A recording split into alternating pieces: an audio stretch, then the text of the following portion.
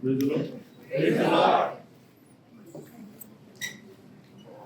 के नाम की स्तुति हो।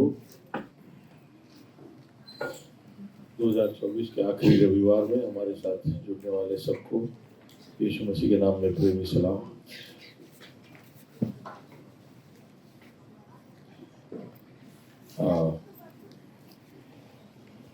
अगर आप पहली बार आए हैं तो आप आपका हाथ जरा दिखाएं। पहली बार आए कोई? इस पास्टर विशेष के पापा मम्मी हमारे बीच में है। आपका स्वागत है अंकल। पास्टर विशेष नेविल भाई और चिराग भाई के सारू भाई है। उनके पापा मम्मी कनाडा में है, गुजरात आए हैं। आपका स्वागत है। पीछे बैठे आगे आ जाए। ऐसे भी आज हम थोड़े कम लोग हैं, सब घूमने गए हैं, आखिरी रविवार का आनंद और कहीं उठा रहे हैं।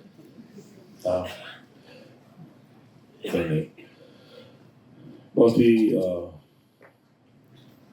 आशीषित आउटरीचेस और मीटिंग्स पिछले हफ्ते के दरमियान रहा। आप लोगों ने, जितने भी लोगों ने उसमें सहकार किया, मेहनत किया, आप सबको मैं धन्यवाद देना चाहता हूँ। खासकर हमारे जवान लोग, हमारे बच्चे, हमारे वर्शिप टीम, मीडिया टीम, सबने खून पसीना बहा दिया, ऐसे कह सकते हैं। कितने लोग यहाँ पर 22 तारीख पिछले रविवार के आउटरीच में थे? कैसा लगा? बहुत बढ़िया। जितने भी आपके दोस्त मेहमान आए, उनके साथ संपर्क में रहना, उनके लिए दुआ करते रहना।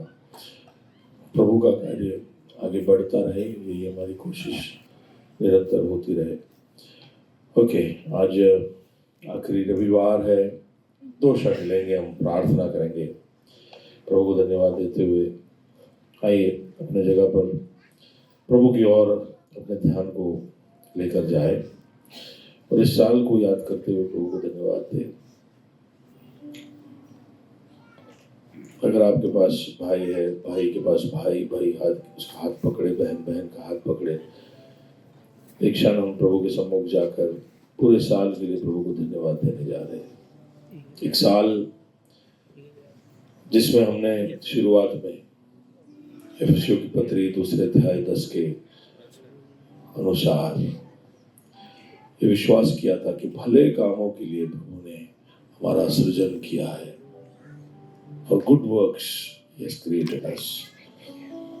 और उसके आधार पर हमने पूरे साल इस बात को याद किया कि कैसे हम हमारे इर्द गिर्द प्रभु ने हमें जहाँ रखा है वहाँ पर हम फर्क पड़वा सकते हैं। और उसके लिए हम कोशिश कर रहे थे कि हमारे अंदर ऐसी कौन से क्षेत्र है, कौन से इलाके हमारे सोच में खासकर जहाँ पर हम बदलाव ला सकते हैं, हमारे नजरिए को बदल सकते हैं, हमारे आत्मविश्वास में हम बढ़ोतरी ला सकते हैं कि हम फर्क पड़वा सके।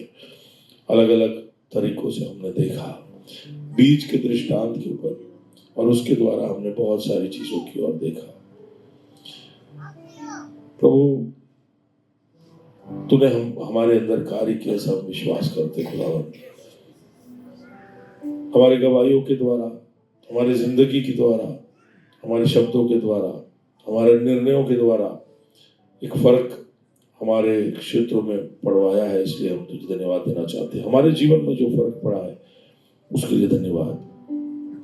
2024 के साल में प्रभु जी, जहाँ कहीं भी अंधकार था वहां पर तूने तेरी रोशनी को चमकाया। इसके लिए हम तुझे धन्यवाद देना चाहते हैं। 2 क्षण इस बात के लिए प्रभु को धन्यवाद दे। प्रभु जी, मेरे जीवन में जहाँ कहाँ भी अंधेरा था वहां पर तूने तेरी रोशनी को चमकाया, इसलिए धन्यवाद। जो दुष्टता के काम, जो पाप और रहस्य के काम को मेरे जीवन से हटना था, उसके ऊपर तेरी रोशनी चमकी, इसलिए धन्यवाद। प्रभु जी, तेरी रोशनी की वजह से जो बदलाव हमारे जीवन के अलग अलग क्षेत्रों में आया है, उसके लिए हम तुझे धन्यवाद देना चाहते हैं। तेरी उपस्थिति का आनंद उठाने का एक वातावरण तूने हमारे लिए बना कर दिया, उसके लिए धन्यवाद। हमारे परिवारों के अंदर बना कर दिया, इसके लिए धन्यवाद। हमारे कलीसिया के अंदर बना कर दिया, इसलिए धन्यवाद। आराधना के द्वारा, प्रार्थना के द्वारा, वचन के द्वारा तेरे उपस्थिति को महसूस करने का तूने हमें तक दिया। हम तुझे धन्यवाद देना चाहते हैं। अगर आप मेरे साथ पीछे पीछे बोले तो मैं शुक्रगुजार रहूंगा। प्रभु को धन्यवाद दे कि प्रभु तूने तेरी उपस्थिति, तेरी हुजूरी को महसूस करने का तक हमारे जीवन में दिया। प्रभु जी, हमारे जीवन के अलग अलग क्षेत्रों में तूने हमें फलवंत किया, उसके लिए धन्यवाद। हमारे काम के क्षेत्रों में तूने हमें फलवंत किया, इसके लिए धन्यवाद। प्रभु जी, हमारे परिवारों को तूने बढ़ाया। कई सारे ऐसे परिवार थे जो प्रभु जी एक एक एक संतान की राह देख रहे थे।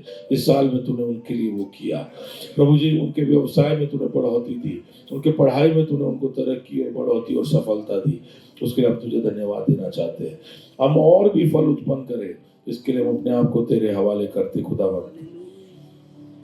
हमारे जीवन के अलग अलग ऋतुओं को समझने का प्रभु तूने इस साल के दरमियान हमको मौका दिया, इसके लिए धन्यवाद। अलग अलग समय पे अलग अलग तरह से तूने हमारे जीवन में कार्य किया प्रभु जी। और प्रभु जी, जो कोई सहकार हम तेरे साथ कर पाए उसके लिए तुझे धन्यवाद देना चाहते हैं। जो मौके तूने हमको दिए उसके लिए धन्यवाद। जो मौके हम उठा पाए और उसका फायदा ले पाए उसके लिए हम तुझे धन्यवाद देना चाहते हैं। तूने जो जो कार्य हमारे अंदर अलग अलग समयों में किया, कभी प्रभु जी कष्ट और दुख के बीच में किया, कभी उल्लास और खुशी के बीच में किया, कभी बिल्कुल अकेलेपन में किया, कभी सबके साथ मिलकर किया। अलग अलग समय पे तूने हमारे जीवनों में अलग अलग कार्य किया, इसके लिए हम तुझे धन्यवाद देना चाहते हैं। हमारे जीवन में तूने बहुतायत दिया कई सारे क्षेत्रों में। जहाँ पर कमी थी, कमजोरी थी, वहां पर तूने हमको बहुतायत देखने को दिया, इसके लिए हम तुझे धन्यवाद देना चाहते हैं। हालेलुया। प्रभु जी, अगर यहाँ पर कोई बैठा है जो बहुतायत की राह देख रहा है तो वो विश्वास करना छोड़े ना, तुझ पर भरोसा रखे, क्योंकि तू भरपूरी की जिंदगी देने आया है। चोर आया था चोरी करने, डाका डालने और कत्ल करने, लेकिन तू भरपूरी देने आया। और हम विश्वास करते हैं कि तू कभी भी कोई भी तरह की कंजूसी नहीं करता जब तू आशीषों को और भलाइयों को हम पर बरसाता है। प्रभु जी, जीवन के अलग अलग क्षेत्रों में तूने भलाई दी है। कई बार हम भूल जाते हैं, कई बार हम चूक जाते हैं, लेकिन धन्यवाद कि तूने हमको प्रभु जी आशीषित किया है। हमारे जीवनों के द्वारा तेरी महिमा हुई है, उसके लिए हम तुझे धन्यवाद देना चाहते हैं। प्रभु जी, हमारे रिश्तों के लिए हम तुझे धन्यवाद देना चाहते हैं। हमारे दोस्तों के लिए हम तुझे धन्यवाद देना चाहते हैं। हमारे कलीसिया के भाई मित्रगण, उनके लिए हम तुझे धन्यवाद देना चाहते हैं। प्रभु जी, इस संगति के दरमियान हमें ताकत मिली, सामर्थ्य मिला, तूने हमको बढ़ाया, तूने हमको मजबूत किया, प्रोत्साहित किया, हमको बांधा, दृढ़ किया, इसके लिए हम तुझे धन्यवाद देना चाहते हैं। प्रभु जी, हमारे रिश्तों में हम आराम पा सके, इसके लिए तू हमारी मदद करना। जो भी तूने हमारे लिए 2024 में किया उसके लिए धन्यवाद देना चाहते हैं। आगे भी प्रभु जी इसके एक नए पड़ाव, एक नए स्तर में हम पहुंच पाए, तुझे और ज्यादा हम देख पाए हमारे जीवनों में, इसके लिए तू कार्य करना। सब कुछ तेरे हाथों में सौंपते हैं, महिमा तुझे देते हैं। यीशु मसीह के नाम से इस दुआ को मांगते हैं, आमीन आमीन। आपने देखा होगा कि मैं सकारात्मक बातें ही बोल रहा था, ठीक है। जो हुआ उसके लिए धन्यवाद दे रहा था। कई बार जो नहीं हुआ उसकी वजह से हम धन्यवाद नहीं दे पाते। हाँ, हेलो, सुन रहे हो? समझ में आया मैं क्या पूछा? हमारे जीवन में जो नहीं हुआ है उसकी वजह से हम इतने दुखी होते हैं कि जो हुआ है उसके लिए भी धन्यवाद दे नहीं पाते हैं। तो वो नजरिया हम बदले। प्रभु हमारे लिए बहुत कुछ किया है। अगर हम मुड़कर, देखकर, गिनकर चीजों को लिखेंगे तो हम हैरान हो जाएंगे कि इतना सब प्रभु ने हमें किया, तो भी हमारा ध्यान कुछ चीजों पर क्यों हमेशा जाते रहता है जो उसने शायद हमारे लिए अगले साल के लिए रखा है। Hallelujah, hallelujah. दो लोगों से कहिए कि my God is good all the time. जो सो रहे हैं उनको जगाओ, बच्चे हैं तो जगाओ, बच्चा वो जवान को जगह, उधर कोई जगह, आराधना को जगह कोई। गुड मॉर्निंग बेटा। ओके, दूर से आती है, थक गई। ओके, मैंने निर्णय कर लिया है कि उकाब को आज मैं लैंड कराऊंगा। कुछ लोग ताली बजा रहे। 7 हफ्ते से उकाब उड़ रहा है, और मैंने सोचा है कि आज इसको बिठा देंगे, 2025 में और कुछ उड़ाएंगे। तो वो धन्यवाद हो, लेकिन इस अद्भुत पक्षी के लिए धन्यवाद, जिसके उदाहरण को देखकर बहुत कुछ सीखे हैं, ऐसा मैं विश्वास करता हूँ। कुछ और बातें मैं देखना चाहता हूँ, आपको इत्मीनान दिलाना चाहता हूँ कि क्यों मैंने उकाब के बारे में लिया। So you can go to that.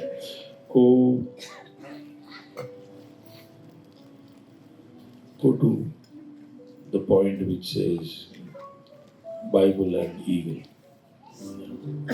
Can you just show that on the screen? Maybe I'll help you.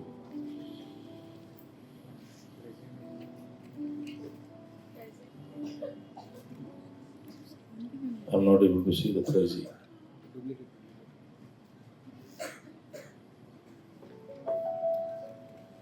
Yeah, after this, yeah.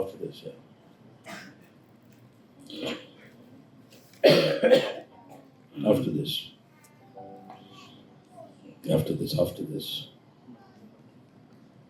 Okay, इसके बाद देखो कितना सारा है, खत्म ही नहीं हो रहा है। Okay, here, yeah. Let's read a few Bible portions. प्रभु के वचन में जल्दी से, क्यों परमेश्वर के लिए उकाब एक प्रिय जानवर है, तो क्यों प्रभु बार बार उकाब का नाम लेता है। 6 आयत में जल्दी से पढ़ना चाहूंगा, जहाँ पर प्रभु उकाब का वर्णन करता है, अपने कुछ कार्यों को बताने के लिए या अपने आप का वर्णन करने के लिए। इंसानों के साथ कि उसके व्यवहार में वो कैसे उकाब के नाई था, क्या वो हमारे लिए उकाब के अंदर जो करता है, या उकाब के द्वारा हमारे अंदर क्या करेगा, वो बता रहा है। तो निर्गमन का पुस्तक 19 और उसका 4। अब यहाँ पर मिस्र से प्रभु ने इजराइल को बाहर निकाला, उसके विषय में वो बता रहा है, और वो वहां पर उकाब का वर्णन करता है और कहता है, या तुमने देखा है कि मैंने मिस्रियों से क्या क्या किया। मैंने मिस्रियों के साथ साथ क्या क्या किया, तुमने देखा है, ठीक है, कि मैंने किस तरह से उनको, जिन्होंने 400 साल तक तुमको बंदी बनाकर रखा, उनके साथ मैंने क्या क्या किया, वो तुमने देखा। और फिर वो कहता है, तुमको मानो उकाब पक्षी के पंखों पर चढ़ाकर अपने पास ले आया। मैं उकाब के पंखों पर बिठाकर मैं तुम्हें अपने पास लेकर आया हूं। मैं उकाब की तरह अपने पंखों को फैलाया, तुमको मेरे पंखों पे बिठाया, और मेरे पास मैं तुमको लेकर आया।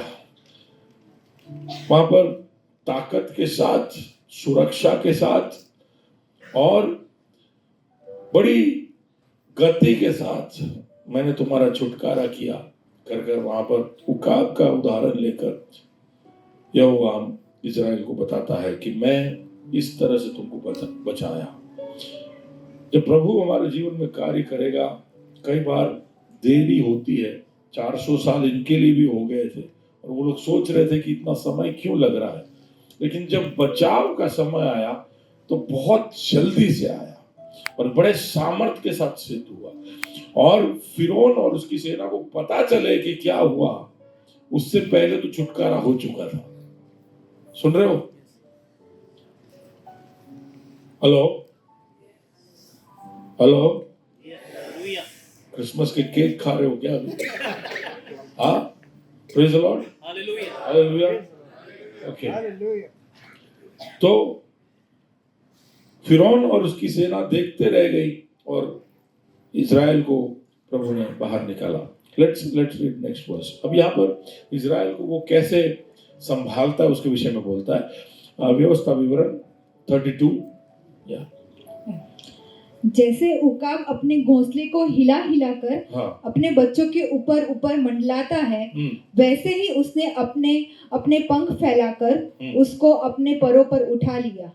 यहोवा अकेला ही उसकी अगुवाई करता रहा और उसके संग कोई पराया देवता ना था। यहोवा किस तरह इजराइल के लिए रहा, वापस वो बोल रहा है कि मैं तुम्हारे साथ, जैसे उकाब अपने बच्चों के लिए, उकाब को अपने बच्चे के लिए बहुत लगाव है, बहुत ज्यादा लगाव है, और उस तरह, और किस तरह से वो उसको तैयार करता है, ट्रेन करता है, जैसा उकाब है वैसा ही उसको बनाता है। तो उसके विषय में यहाँ पर वो बता रहा है। ओके, ये सब मैं जल्दी से बोलते इसलिए जा रहा हूँ ताकि आपको इत्मीनान हो कि उकाब के विषय में इतना सब लिखा है। आइज़िया नबी 40-31 तो हम पढ़ते आए, इसलिए वो हम नहीं पढ़ेंगे। लेट्स गो टू रेवलेशन, प्रकाशित वाक्य 12वां अध्याय उसका 14वां कलम। तो आज बहुत सारे कलम है, जल्दी से पढ़ता जाऊंगा क्योंकि इसको आज बिठाना है इधर। ओके, प्रकाशित वाक्य 12 उसका 14। हाँ, पर उस स्त्री को बड़े तो उकाब वहां पर यहूदियों के विषय में वहां पर बताया गया है कि किस तरह से जब ख्रिस्त विरोधी आएगा, एंटी क्राइस्ट, तो किस तरह से यहूदियों के लिए प्रभु सुरक्षा प्रदान कर देगा, उसके बारे में प्रकाशित वाक्य में वर्णन है। तो वहां पर ये कलम में जो पढ़ रहा हूं ताकि आपको समझ में आए कि जब ख्रिस्त विरोधी इजराइल के ऊपर भारी पड़ेगा, उन्हें सताएगा, तो किस तरह उस वक्त उनको बचा लिया जाएगा, वो यहाँ पर बताया है। क्या क्या?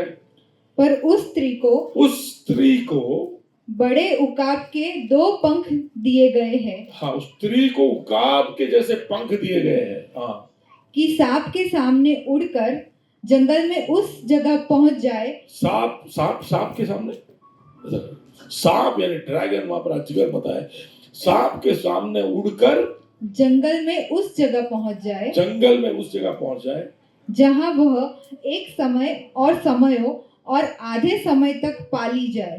3.5 साल तक उसको वहां पर सुरक्षा मिले। तो वहां पर भी उकाब को बताया है कि किस तरह से उसको उकाब का जैसा पंख देकर सुरक्षा प्रदान किया जाएगा। ठीक है, हबक्कुक 1 और उसका 8। अब यहाँ पर हमले का बात हो रहा है कि किस तरह से हमला होगा। तो वहां पर हबक्कुक 1 और उसका 8, उनके घोड़े चीतों से भी अधिक वेग से चलने वाले हैं, और सांझ को आहेर करने वाले हुंडारों से भी अधिक क्रूर है। उनके सवार दूर दूर कुत्ते फांदते आते हैं। हाँ, वे दूर से चले आते हैं और आहेर पर झपटने वाले उकाब के समान झपट्टा मारते हैं। आहार यानी हंट के, शिकार के ऊपर झपटने वाले उकाब के नाई तेजी से आएंगे। तो प्रभु उकाब की विशेषताओं को इस्तेमाल कर हमारे साथ बात करता है। हम देखते हैं एजेकियल 1 और उसका 10। अब ये एक दर्शन है जो एजेकियल देख रहा है, स्वर्ग का, प्रभु का सिंहासन देखता है और उसके 4 तरफ जीवियों को देखता है।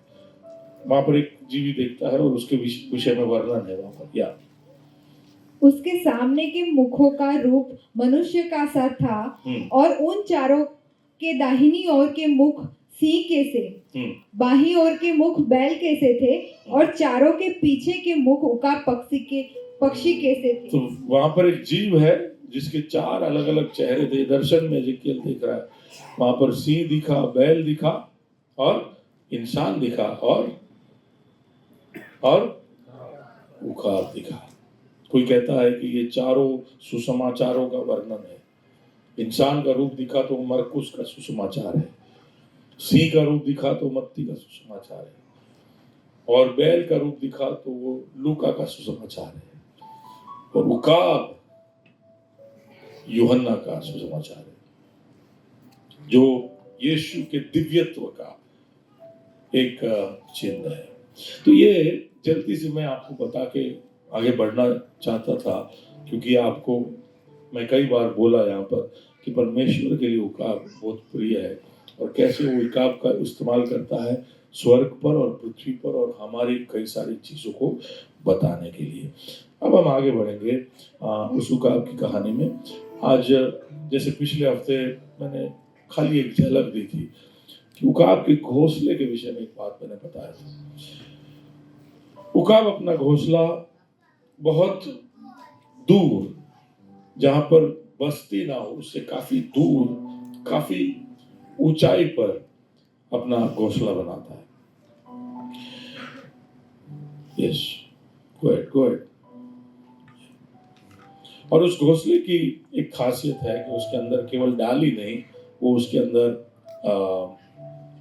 फेदर क्या है, हाँ, पर वो भी मिक्स कर कर वो बनाता है। ओके, तो मैं ईगल या उकाब के घोंसले के अंदर की इन 3 विषयों को लेकर मैं 3 बातें मैं समझता हूँ कि साल के अंत में हमारे लिए बहुत ही अहम 3 बातें, अगर हम फर्क पड़वाना चाहते हैं, आगे भी ये करना चाहते हैं, तो उकाब के घोंसले के अंदर से 3 बातें जो मैं आपके सामने रखना चाहता हूँ, रखकर मैं 2024 का ये आखिरी संदेश मैं आपके सामने रखना चाहूँगा।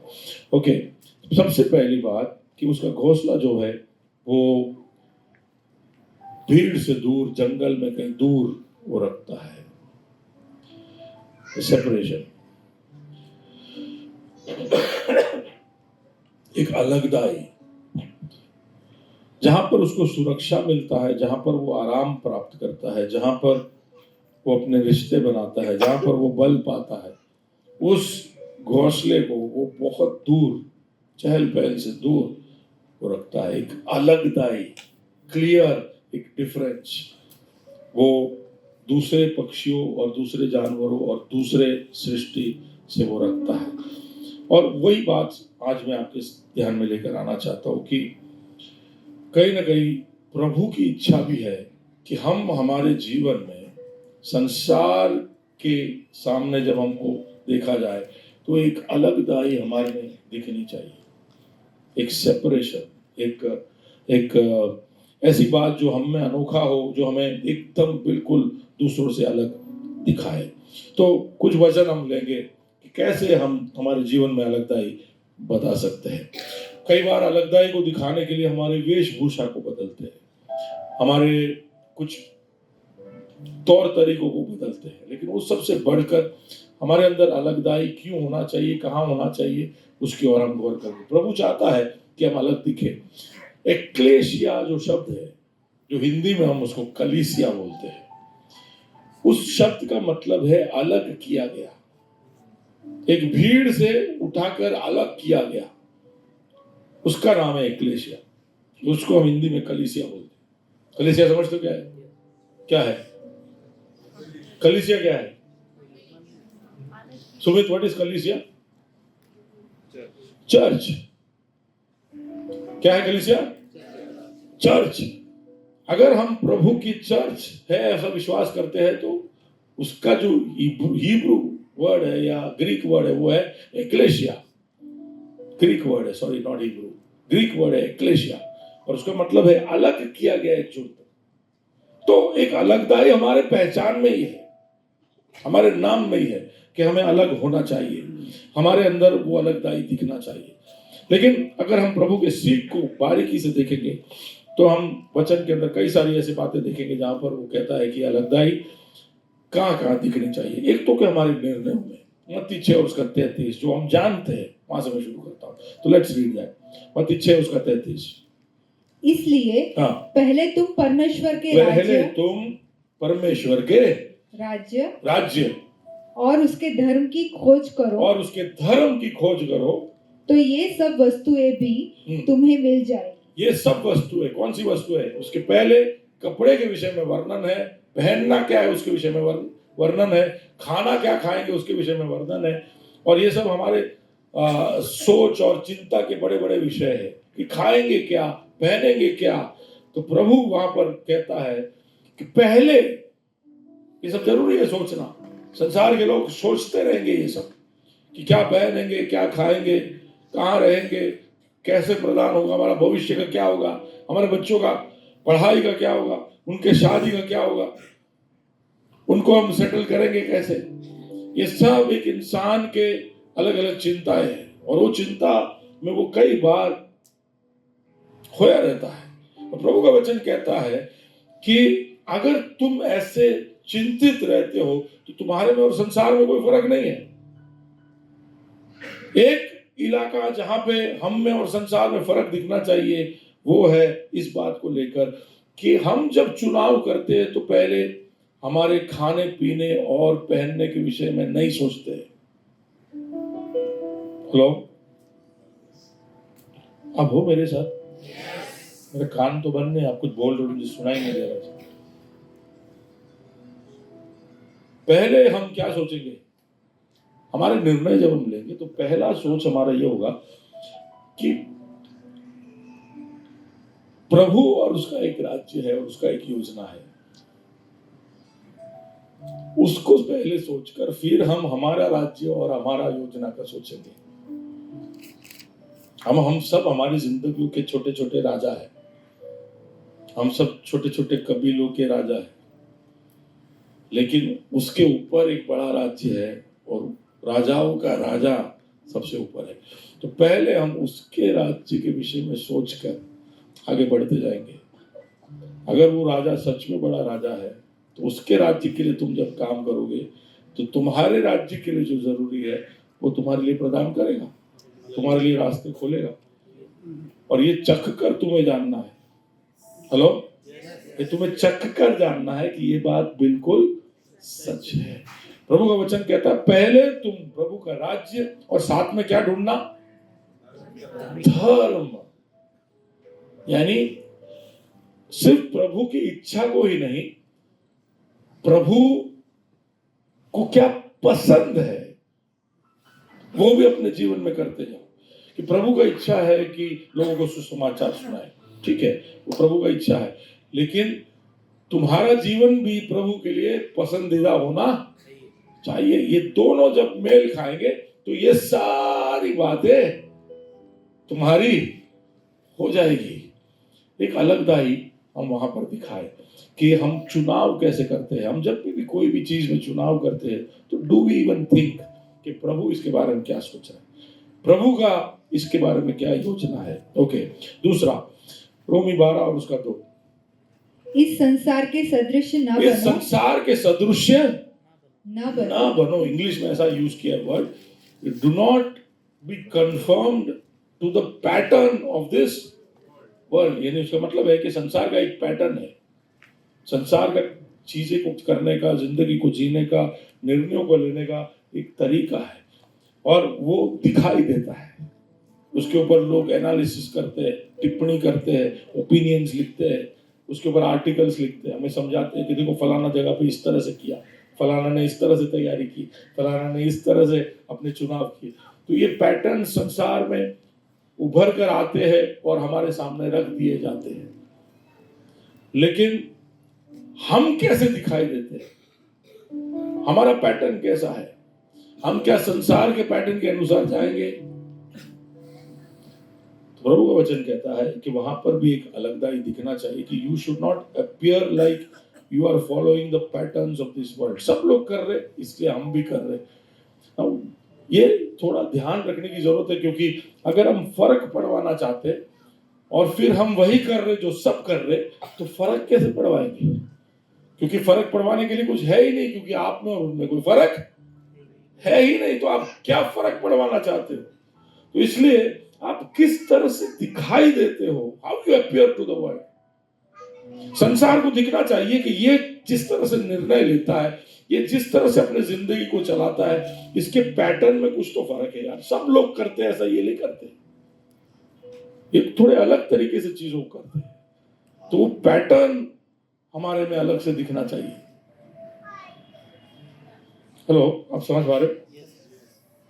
ठीक है, थोड़ा और सुनोगे तो समझ में आ जाएगा कि क्या कर सकते हैं। तो आपकी जिंदगी के अलग अलग क्षेत्रों के बारे में आप सोचिए, तो आगे मैं बताऊंगा तो शायद वो क्लियर होता जाएगा। 1 जॉन चैप्टर 2।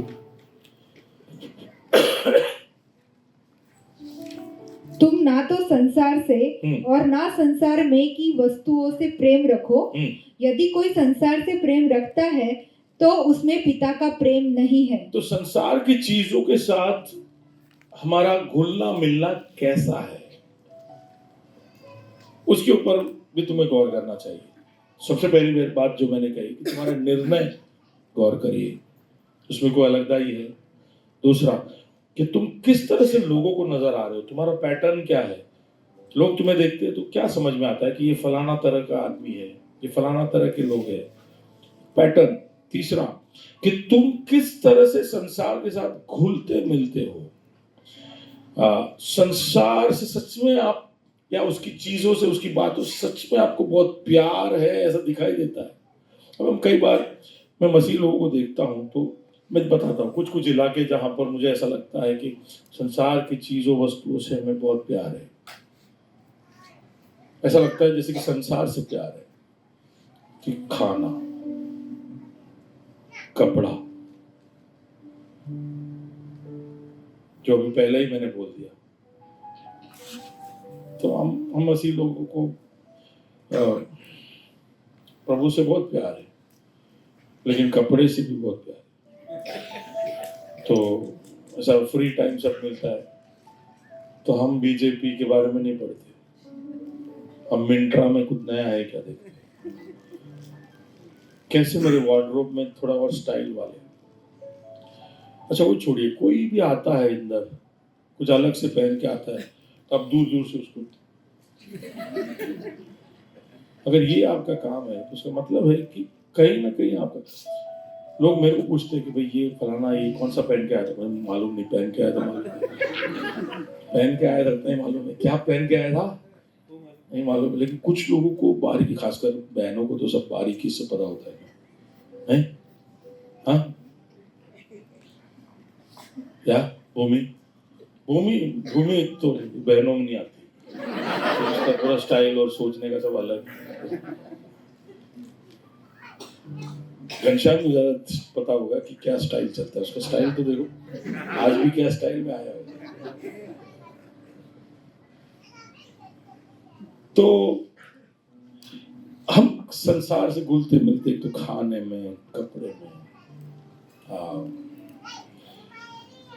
आपने कभी अपने आप को कोई मॉल वॉल में जाकर कोई स्टोर के आजू बाजू ज्यादा मंडराते पाया है? अब जा रहे हो अंदर, फिर बाहर आ रहे हो, फिर अंदर जा रहे हो, फिर बाहर आ रहे हो, फिर उसका दूसरा कोई स्टोर देखे तो वहां जाके देख रहे हो भाव में कोई फर्क है कि नहीं, और फिर सोचते रहते हो कि अगला यही लेना है।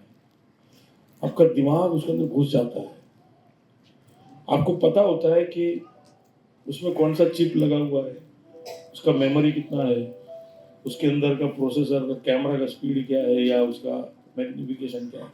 कुछ लोग को ये नहीं पता है कि साम 23 वर्स 4 क्या है, लेकिन उस प्रोसेसर का क्या बिट स्पीड होता है, क्या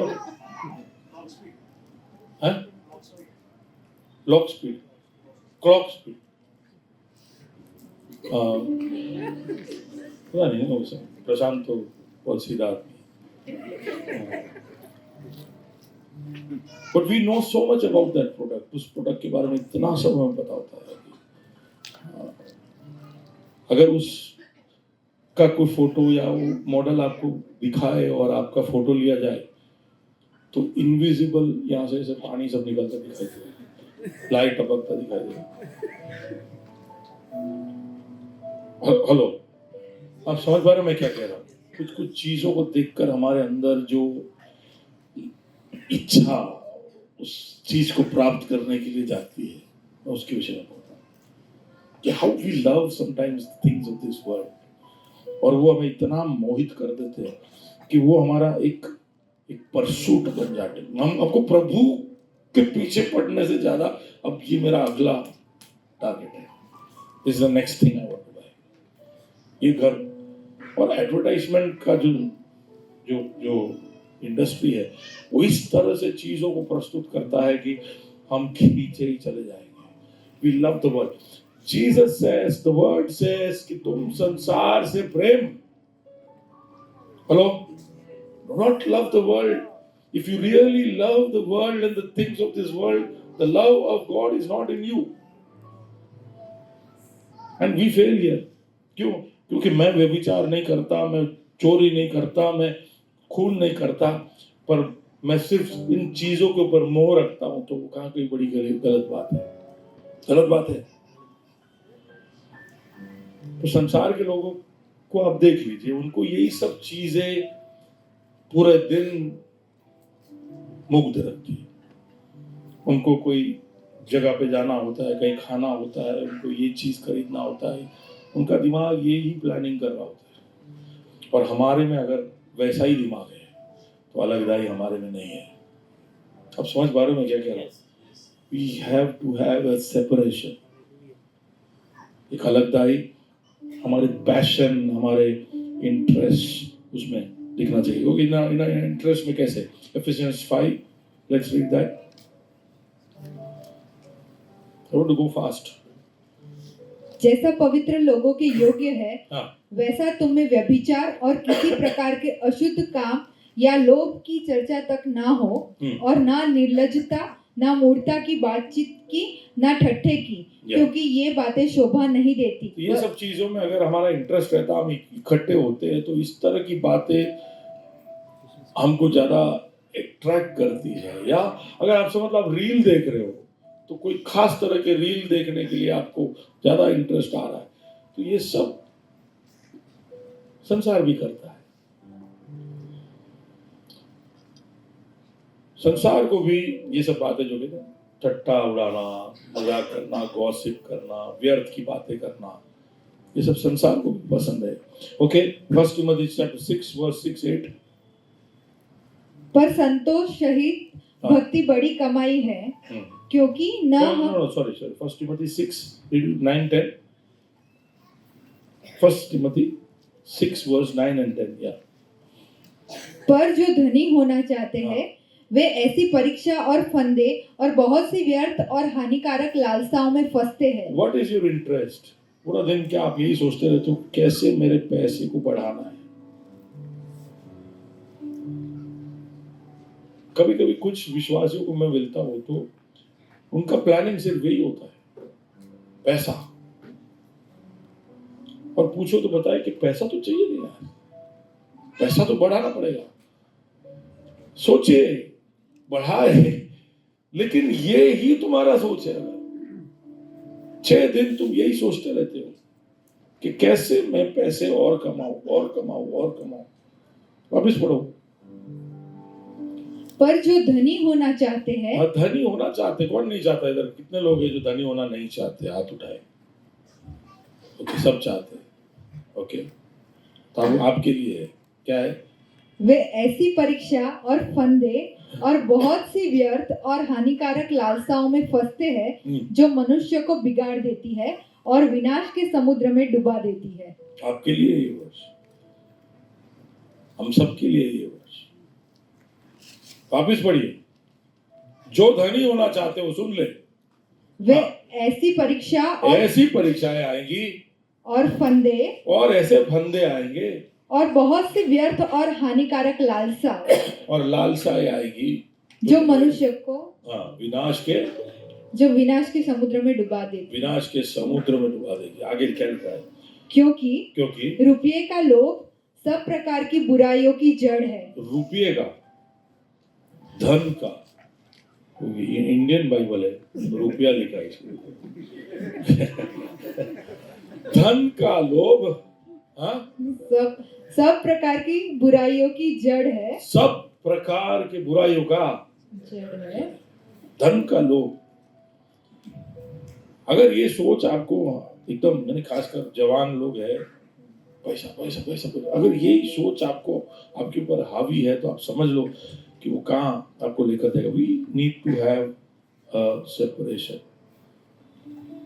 बुरी बात नहीं है पैसा कमाना, लेकिन वो तुम पर हावी ना हो जाए। ओके, मैथ्यू चैप्टर 6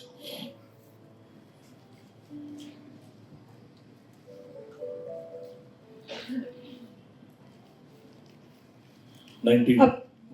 अपने लिए पृथ्वी पर धन इकट्ठा ना करो, जहाँ कीड़ा और काई बिगाड़ते हैं और जहाँ चोर सेंध लगाते और चुराते हैं, परंतु अपने लिए स्वर्ग में धन इकट्ठा करो। ये यीशु के शब्द है। अपने लिए यहाँ पर धन इकट्ठा करने का हमेशा सोचते रहना कि मेरे बैंक में इतने करोड़ इतने होने चाहिए, ये सोचते रहना वो मूर्खता है। आज तेरे प्राण को अगर मैं मांग लूं तो ये तेरे भंडारों के साथ क्या होगा, कभी सोचा है? हम ऐसा सोचते हैं जैसे कि आज तक हमने जो किया और आज तक जो कमाया वही हमारी क्षमता है। आज तक मैंने 2 करोड़ कमाया है तो बस वही मेरी क्षमता है। कल मैं क्या कमाऊंगा उस कल के ऊपर हमको भरोसा ही नहीं है। कल मैं कमाने वाला ही नहीं, इसलिए मुझे आज ही कमाना पड़ेगा। आप समझ पा रहे हो मैं क्या कह रहा हूँ? We think as if all the earning has to be done in the past and in the present. जैसे कि फ्यूचर में तो मेरे हाथ पांव कट जाने वाले, कल तो मुझे पैसा नहीं मिलने वाला है, तो इसलिए कल और परसों और अगले 3 साल का भी पैसा अभी मेरे पास होना चाहिए।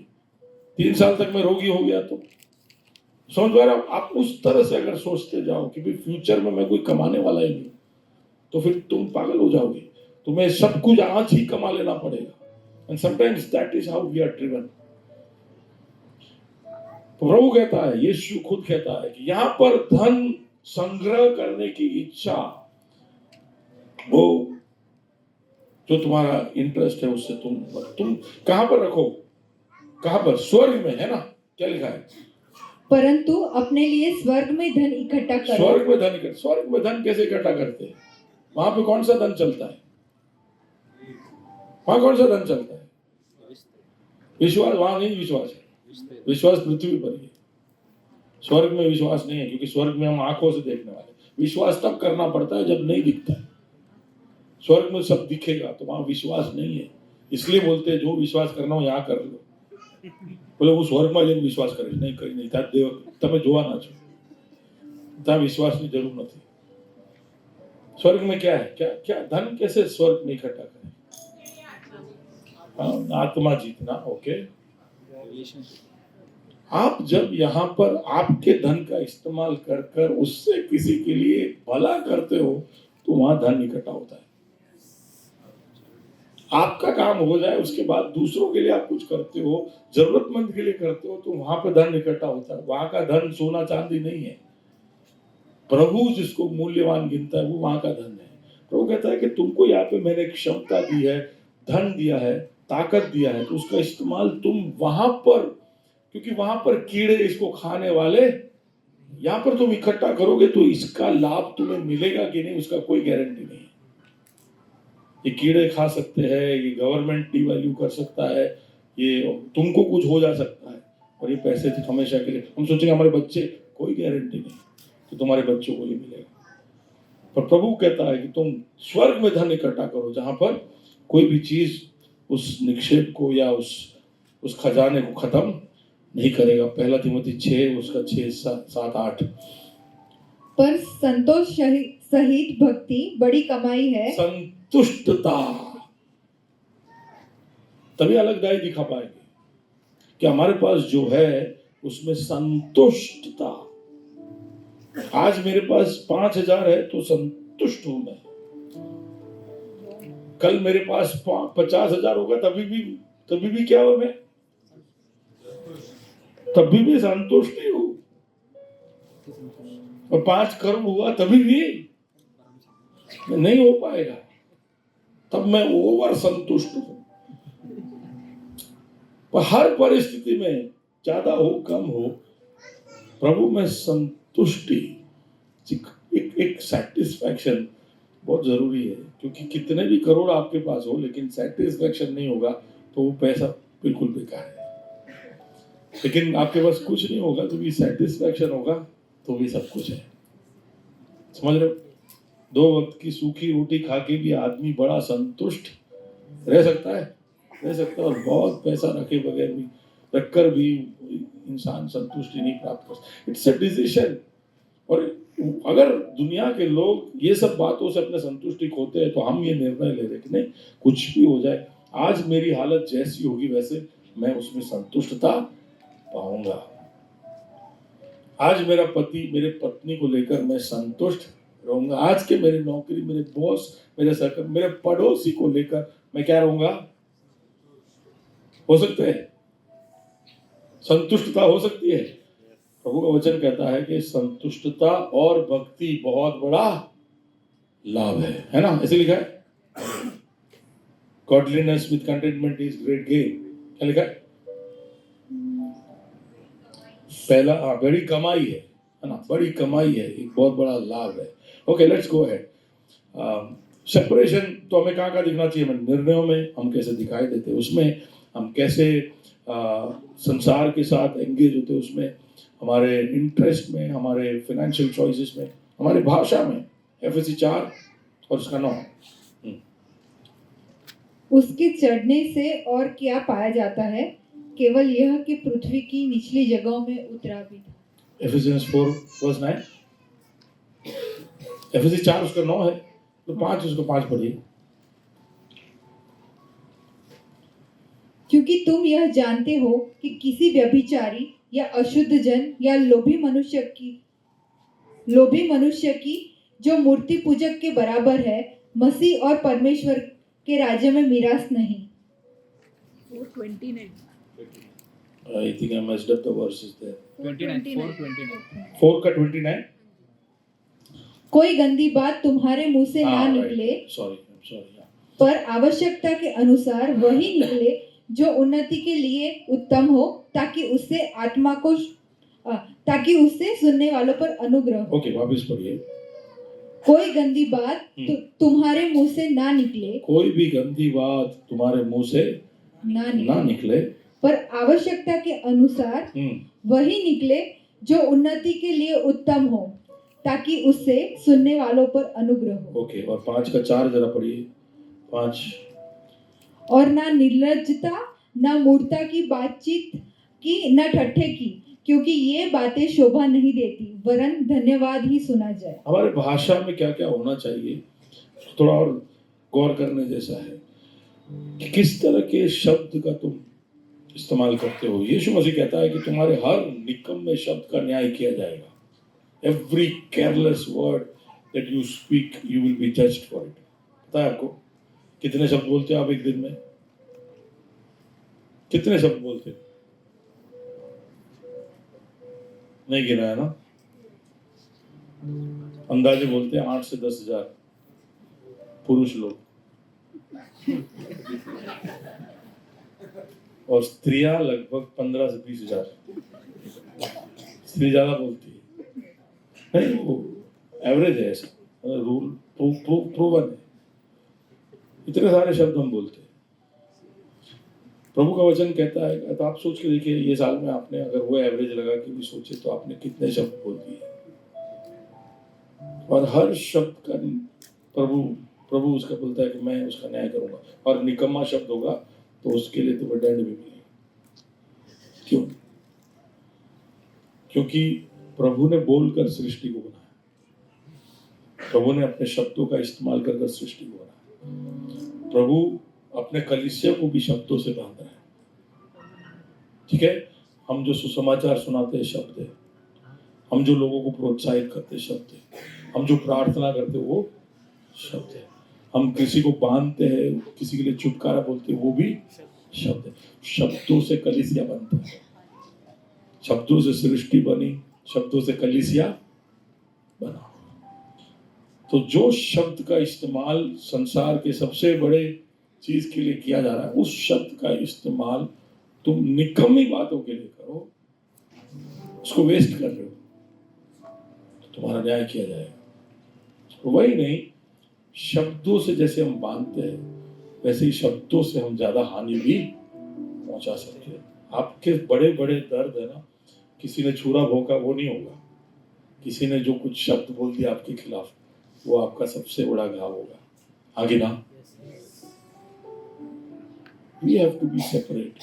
संसार जैसे ही कुछ भी गुस्सा होता है, क्रोधित होता है, तो संसार शब्दों का बहुत ही गंदा और बेहुदा इस्तेमाल करता है, अपमान करने के लिए, किसी को छोटा दिखाने के लिए, क्रोध कर उस पर चढ़ जाने के लिए शब्दों का इस्तेमाल कर संसार जीतता है।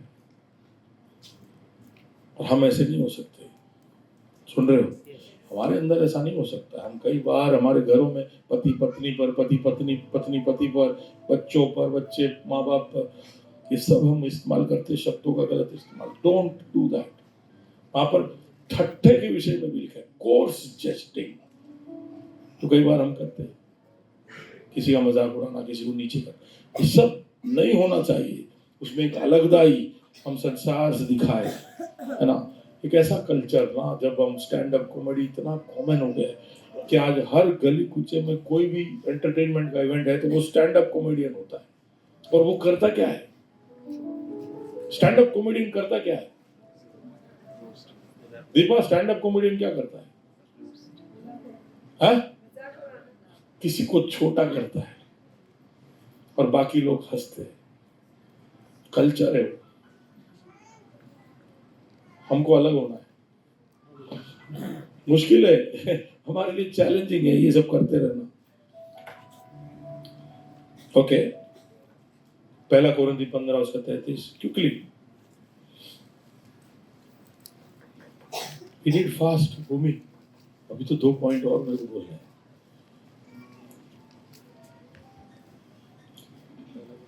धोखा न खाना, हाँ। बुरी संगति अच्छे चरित्र को बिगाड़ देती है। बुरी संगति तो आपका संगति, आप किसके साथ उठते बैठते हो उसको हमेशा आंकलन करते रहना चाहिए, किसके साथ आपका उठना बैठना ज्यादा है। और अच्छा स्वभाव, अच्छा चरित्र होगा तो बुरी संगति उसको बिगाड़ेगी। हम चाहते हैं कि उल्टा प्रभाव हो, लेकिन ज्यादा बुरे लोग हो और आप अकेले उसमें अच्छे हो तो कई बार उल्टा असर पड़ सकता है। तो इसलिए संगति, जाओ ऐसे जगह पर जाओ। यीशु खुद भी पापियों के बीच बैठता था, लेकिन वो वहां ही बैठे नहीं रहता था, वो अपने पिता के उपस्थिति में रहता, चेलों के साथ रहता और फिर उनके पास भी जाता। तो उसमें कोई बुराई नहीं है। तो very careful about your company, किसके साथ उठते बैठते। दूसरा कोरिन्थी 6 उसका, आपके दोस्त कौन है और वो आपके साथ किस तरह की बातें कर रहे हैं। संसार चुनता है, ऐसे दोस्तों को ना चुनो। ओके, दूसरा कोरिन्थी, हाँ। अविश्वासियों के साथ हाँ। असमान जुए में ना जूतो, हाँ। क्योंकि धार्मिकता और अधर्म का क्या मेलजोल, या ज्योति और अंधकार की क्या संगति। तो जुए में जुड़ने का मतलब है कि आपके जैसे जो आस्था विश्वास नहीं रखता है उसके साथ बहुत ही गाढ़े संबंध में नहीं जुड़ना चाहिए, जहां पर आप उसके साथ बंध गए हो, जहां पर आप फोर्स्ड हो, आप उसके साथ आपको चलना पड़े। तो बी केयरफुल अबाउट इट, ऐसा प्रभु का वचन कहता है। कोलोसी 2 उसका 8। चौकस रहो कि कोई तुम्हें उस तत्व ज्ञान और व्यर्थ धोखे के द्वारा अपना अहेर ना बना ले, जो मनुष्यों की परंपराओं और संसार की आदि शिक्षा के अनुसार तो है, पर मसीह के अनुसार नहीं। यहाँ पर पौलुस कह रहा है कि ऐसे बहुत सारे सीख, ऐसे नए नए सोच विचारधाराएं आते हैं तो लोग उस पवन में खींचे जाते हैं। तो कोई आप देखोगे, इसको बोलते हैं #ट्रेंडिंग, ठीक है। तो हम गीत का एग्जांपल है, उदाहरण लेते, एक नया गीत आया तो वो ट्रेंड हो जाता है, तो पूरा संसार फिर वही गीत गाता है। कोई रील में कोई म्यूजिक आ गया तो फिर सब लोग फिर वही करते रहते। तो वो एक मनुष्य संसार का प्रवृत्ति है कि कोई एक नया ट्रेंड आता है और फिर सब लोग वही करने लगते हैं। बोले कि अभी मैनिफेस्टिंग करना है, वे सब मैनिफेस्टिंग करेंगे। फिर और कुछ होगा तो सब अभी सब जुम्बा कर रहे, सब जुम्बा करेंगे। नए नए ट्रेंड आते रहते हैं। देखा आपने, आप भी ट्रेंड में कभी इधर उधर गए हो कि नहीं? गए होंगे। लेकिन बी वेरी स्ट्रांग। आपका एक कन्विक्शन स्ट्रांग होना चाहिए कि इधर से ये हवा आया, इधर से ये नया ट्रेंड आया, इधर से कुछ भी आया, आप ऐसे झोले हिलो रे ऐसे ना। You B strong in your conviction. खास करके डॉक्ट्रिन हो तो बी वेरी स्ट्रांग। आपको पता होना चाहिए आप क्या विश्वास करते हो। B strong in your conviction, B separate from the world. संसार में सच में, मैं पिछले हफ्ते बॉम्बे में था, तो बॉम्बे में अपने कलिसिया के बच्चे जवान लोग और उससे बात करते, मुझे समझ में आया कि इनको पता बहुत कुछ है लेकिन गहराई में कुछ नहीं मालूम। इंफॉर्मेशन बहुत कुछ है लेकिन चीजों का कॉन्सेप्ट जो है वो नहीं पता है, गहराई में नहीं पता है। हमारा भी शायद यही है, हमें पता बहुत कुछ है, दाऊद कौन, गोलियत कौन मालूम है, लेकिन उसमें फिर हुआ क्या, दाऊद को प्रभु ने क्यों ऐसा किया, गोलियत को कैसे हरा, ज्यादा डिटेल नहीं मालूम है। ऊपर ऊपर सब मालूम है। हम सब ऊपर ऊपर से जानकारी वाले विश्वासी बन गए हैं, गहराई में नहीं उतरते। Be strong in your conviction कि कोई भी हवा का झोंका आए तो आपको वो खींच के ना ले जाए। एंड आपके व्यवहार में, relationships, we should be separate. एक ऐसे समय में हम आ गए जब रिश्तों को, खासकर बुजुर्गों को आदर नहीं किया जाता है, कमजोरों को दबा दिया जाता है, एक दूसरे को इज्जत नहीं दिया जाता है। एक ऐसा वातावरण है जहाँ पर रिस्पेक्ट और ऑनर गायब हो चुका है। इसके विषय में मैं पहले बोल चुका हूँ। Then we should be not taking that verse, but we'll read 1 Peter chapter 2 verse 9. कि how are we separate? This is a declaration, ललकार का एक घोषणा हमारे ऊपर प्रभु का वचन करता है। क्या है? पर तुम एक चुना हुआ वंश, तुम एक चुने हुए वंश हो। तो हमारे वंशावली को हम देखें तो बाप दादा सब बहुत थे, उसके अंदर प्रभु ने शायद आपको चुना।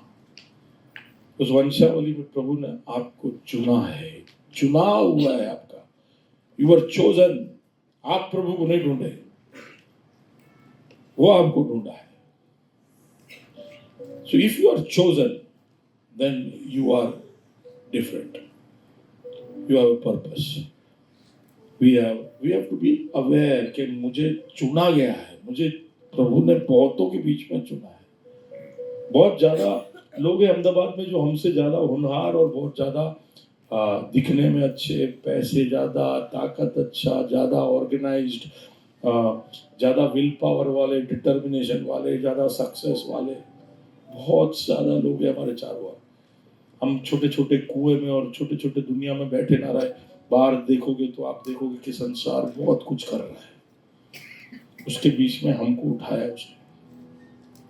और कई बार हमको खुद पर सवाल हुआ कि हम क्या है कि प्रभु ने हमको चुना। But we are chosen for a purpose, और उसके लिए हमको उस पर निर्भर होना पड़ेगा, क्योंकि हमको नहीं पता है कि क्या हमारे द्वारा हो सकता है। जनवरी 23 तारीख को ग्रेस फेलोशिप के 20 साल हो जाएंगे, 20 years। और मुझे थोड़ा समय मिला, 2-3 दिन पहले मैं बॉम्बे में जब था तो थोड़ी देर मैं सोच रहा था, प्रभु कहाँ से कहाँ पहुंचा दिया तूने। मुझे आज भी याद है वो ग्रेस लाइब्रेरी जहाँ पर हम मिलते हैं, पूरा खाली था, सिर्फ धूल मिट्टी था और सिर्फ कबूतर वहां बसते थे। वहां से हमने शुरू किया। हम हर बुधवार को इकट्ठे होते थे, मैं, पास्टर बिन्नी और पास्टर ब्लेसन। हम वहां पर प्रार्थना करने आते थे सुबह। जवान लोग, कोई आइडिया नहीं, क्या हमको कुछ पता ही नहीं क्या करना है। तो हमने सोचा एक चीज पता है, प्रार्थना करते, प्रभु क्या होने वाला है, प्रभु तू हमारा मार्गदर्शन कर। हम बुधवार को चल के जाते, अगले बुधवार को आते तो हमारे वो चलने के निशानी दिखाई देते, मिट्टी वही कहीं पड़ा है। ऐसे 6-8 महीने तक ऐसे ही रहा। हम जहाँ चलते थे उतना ही इलाका साफ होता था, बाकी सब मैला। वहां से लेकर जब हम क्रिसमस के दिन इकट्ठे हुए, दिनेश हॉल भरा हुआ देखा, प्रभु क्या देख रहे हो, व्हाट हैज हैपेंड। हम नहीं सोच पा रहे, पर हम जब प्रभु के लिए चुने गए हैं ऐसा विश्वास किया और काम करते गए तो प्रभु करता गया। हम ये स्ट्रेटजी या सोचकर यहाँ तक नहीं पहुंच पाते। अब वो मेरे साथ, आप सबके लिए भी ये सही है। For each of you this is true. If you believe you are chosen, आपको पता होना चाहिए। उमा को सोचना चाहिए कि प्रभु ने मुझे चुना है। सुन रहे उमा, प्रभु ने मुझे चुना है। जिग्नेश को पता होना चाहिए कि प्रभु ने मुझे चुना है। वो चुनाव आपको बाकी सबसे अलग सोचने के लिए मजबूर कर देगा। मैं नहीं, ऐसा नहीं कर सकता, प्रभु ने मुझे चुना है। विशाल, प्रभु ने मुझे, माला, God has chosen me. Arpit, God has chosen you. We are a chosen generation. और क्या है? We are a राजपदधारी याजकों का समाज, रॉयल प्रीस्टहुड। तो एक तो रॉयल है, इसलिए हमारा जो बिहेवियर है वो डिग्निफाइड होना चाहिए।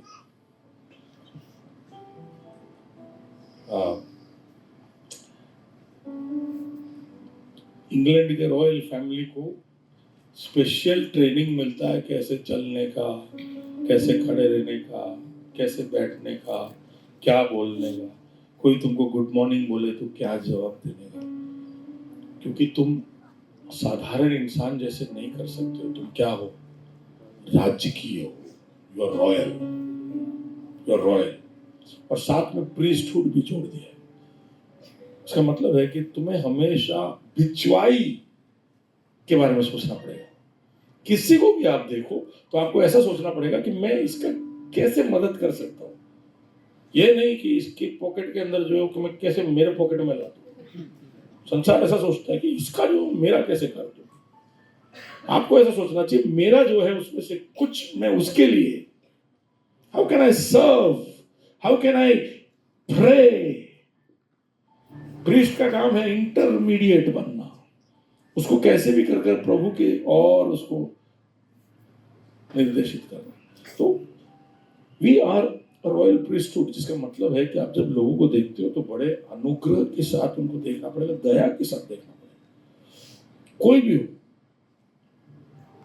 आपके सामने आए तो आपको उसका रवैया देखकर, उसकी बोली देखकर गुस्सा आएगा, but you can not, you are a royal priesthood. आपका जवाब देने के उसमें ही एक रिस्पेक्ट होना चाहिए, और कैसे आप उसके लिए मददरूप हो सकते हो ऐसा सोचना चाहिए। You are royal priesthood, you are next one, you are a पवित्र लोग, होली नेशन। होली नेशन यानी कोई कॉम्प्रोमाइज नहीं, मैं पवित्र अलग किया गया एक जन हूं। इसका मतलब है कि मेरे लाइफ में मैं कहीं पर भी कॉम्प्रोमाइज नहीं करूंगा। और परमेश्वर की निज प्रजा और हो। परमेश्वर की निज प्रजा, इंग्लिश में वर्ड यूज किया पिक्यूलियर पीपल, एक खास अजीबोगरीब प्रजा जिसका एक खास स्वभाव है, सबसे अलग दिखते हैं, they are different. This is the identity given. Are you with मी?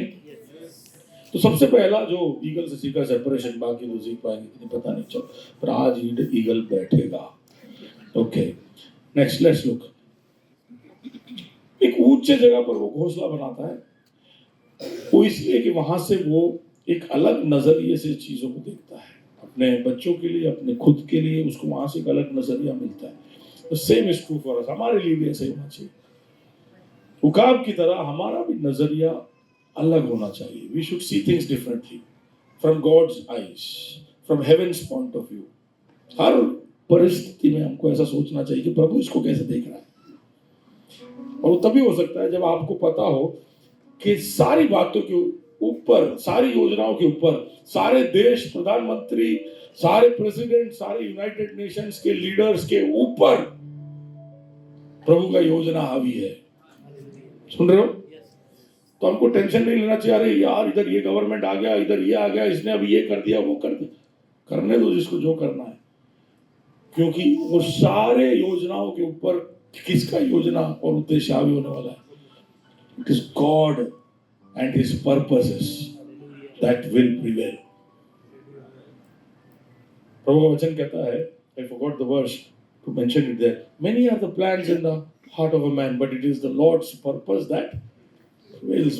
इंसान कई सारी योजनाएं बनाता है, लेकिन प्रभु का हित और उद्देश्य पूरा होता है। So let's read a few verses there. Yeah. Ephesians 2:10.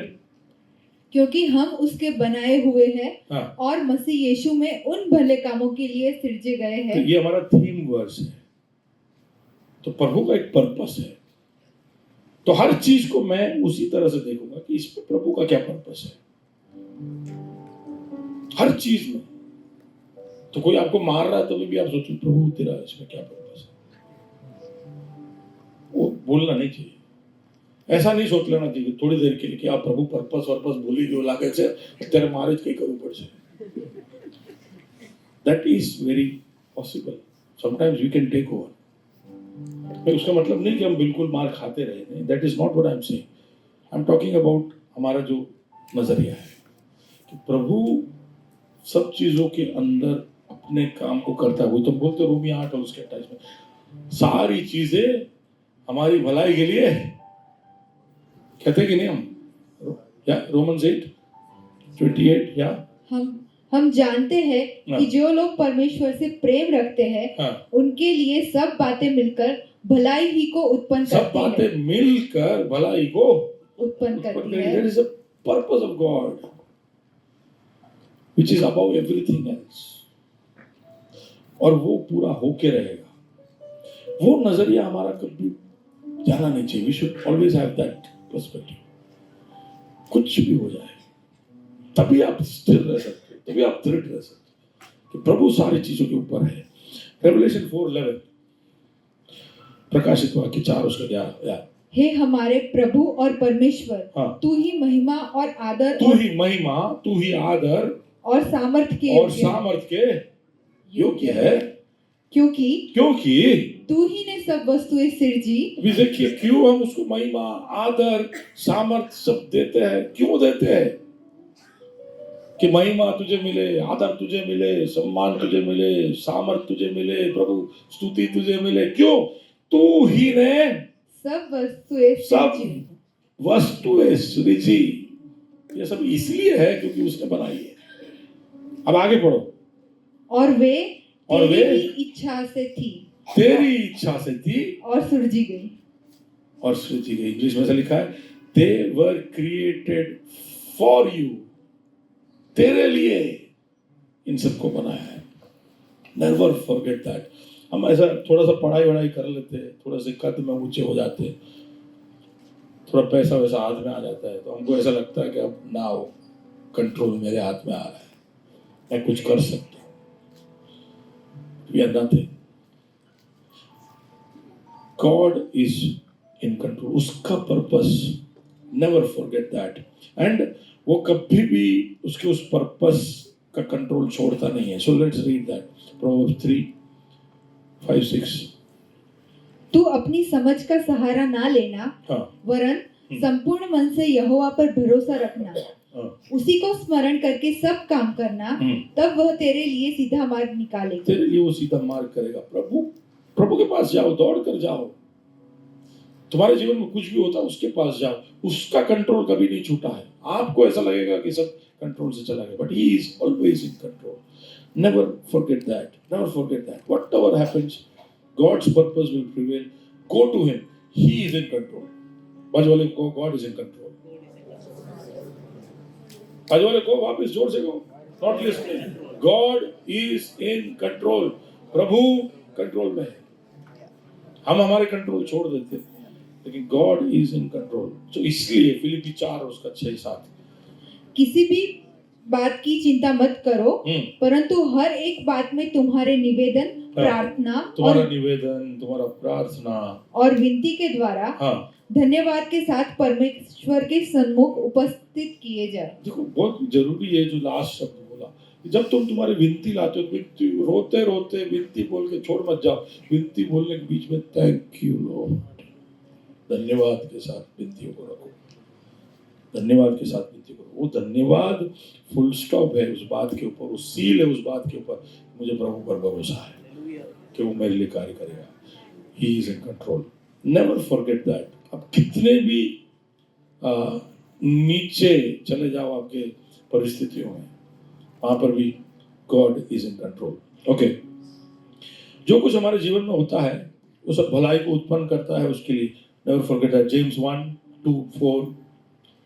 हे मेरे भाइयों, जब तुम नाना प्रकार की परीक्षाओं में पढ़ो, तो इसको पूरे आनंद की बात समझो। परीक्षाओं को आनंद का बात समझो, क्योंकि यह जानकर कि तुम्हारे विश्वास के परखे जाने से धीरज उत्पन्न होता है। तो धीरज उत्पन्न, कुछ तो तैयारी हमारे अंदर कर रहा है। जो कुछ भी हो रहा है उसके अंदर वो हमको अंदर से बदल रहा है।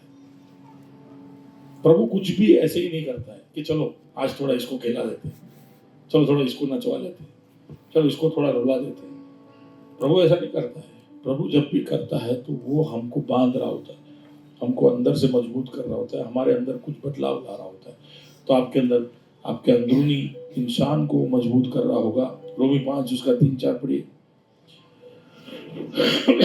केवल यही नहीं, वरन हम क्लेशों में भी घमंड करें, यह जानकर कि क्लेश से धीरज, और धीरज से खरा निकलना, और खरे। 2 Corinthians 4:17 स्पीड में पढ़ते जाएंगे।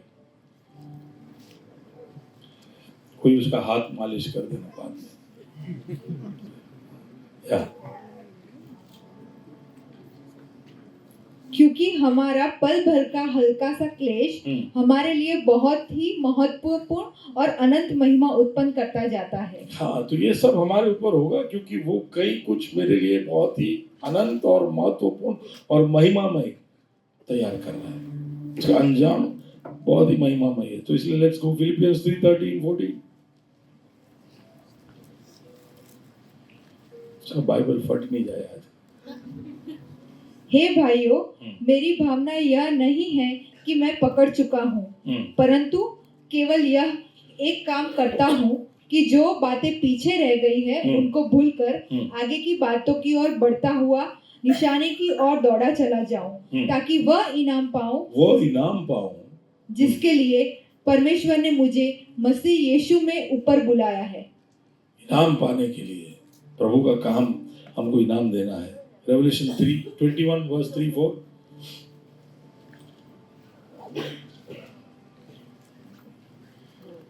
फिर मैंने सिंहासन में से किसी को ऊंचे शब्द से यह कहते हुए सुना, देख परमेश्वर का डेरा मनुष्यों के बीच में है, वह उनके साथ डेरा करेगा। देखो ये भविष्य है, ये होने वाला है। रत्नदीप, क्या होने वाला है?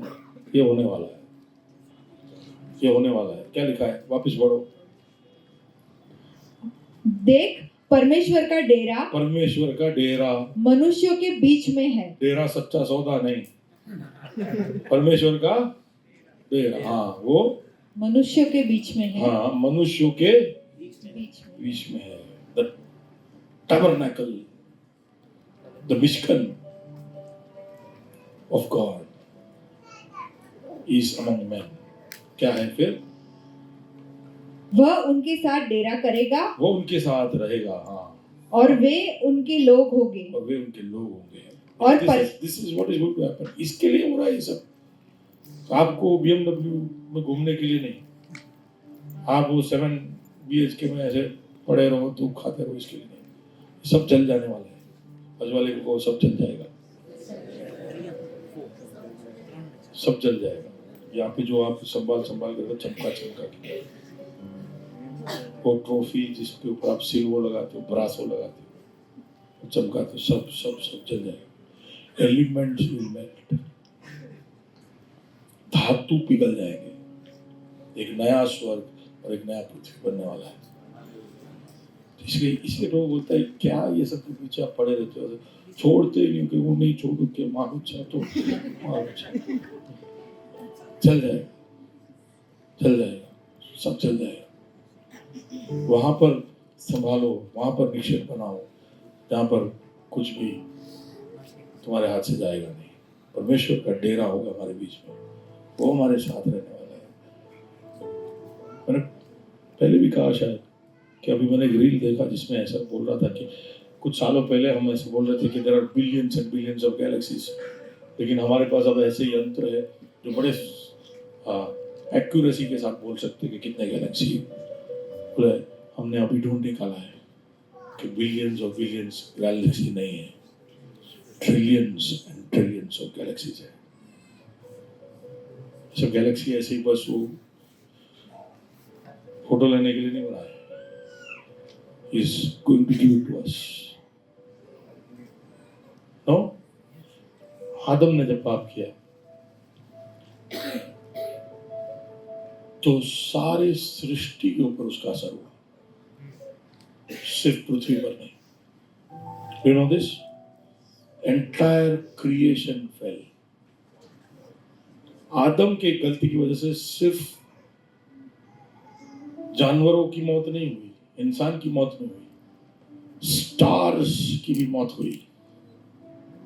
हम पढ़ते ना, डेथ ऑफ ए स्टार पढ़ते। हम यूनिवर्स के दूसरे छोर पे भी चले जाएंगे, वहां पे भी हम पाप का असर देखेंगे। इंसान के निर्णय का असर इतना दूर तक कैसे गया? क्योंकि वो सारी चीजें प्रभु ने इंसान के लिए बनाई। हेलो, विश्वास होता है आपको? 5 थोड़े दिए, वो 5 और लेके आया। प्रभु ने उसको बोला, विश्वास योग्य दास, 10 शहर पकड़। कितने? तो एक तोड़े का एक शहर, और हम तो थोड़ी 4-5 तोड़े लेके जा रहे हैं। पौलुस, पतरस, ये सब तो मालूम नहीं, ऐसे जहाज भर भर के तोड़े लेके आए। प्रभु उनको क्या देगा? क्या देगा?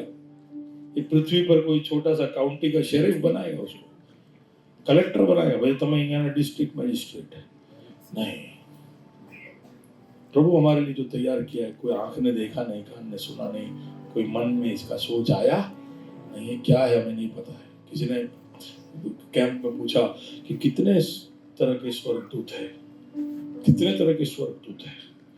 मैंने बोला हमें पता सिर्फ 2-3 के बारे में ही है। प्रधान दूत है, खेरूब है, सेराफिम है, कितने तरह के स्वर्गदूत है नहीं मालूम। कितने तरह के जंतु है, इंसान अभी भी ढूंढ ही रहा है।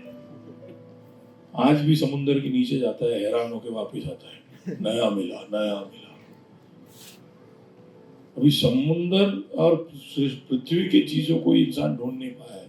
हम तो पूरे ब्रह्मांड का बात कर रहे हैं। हम सोच भी नहीं सकते, कल्पना भी नहीं लगा सकते। अभी भी हमारा टेंशन है कि यार 100 बार जगह जो है हमारे। प्रभु बोलते हैं गैलेक्सी तैयार करो जो तारा माटे। गैलेक्सी, बच्चे सब खुश हो रहे हैं। चॉकलेट છે ત્યાં ચોકલેટની વાત નથી કરતા. Galaxies, galaxies. Oh, it is unimaginable. I don't even know how to explain it and what it will be. I don't know.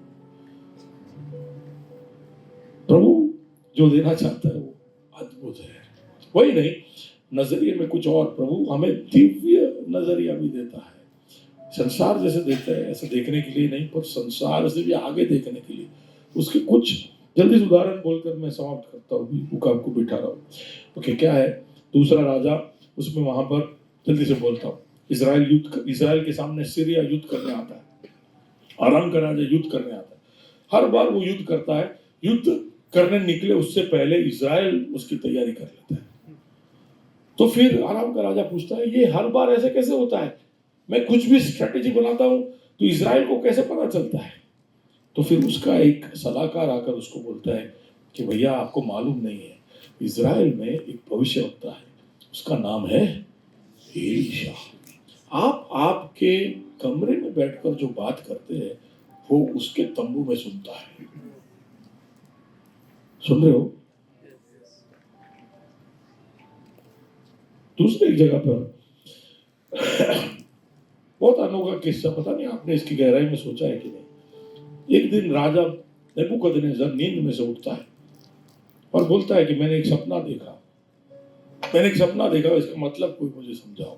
तो उसके सारे विद्वान आ जाते, बोलते कि ठीक है सर, बोलिए, आप सपना बताइए। बोले सपना बता दूंगा तो फिर तो तुम सब बोल दोगे।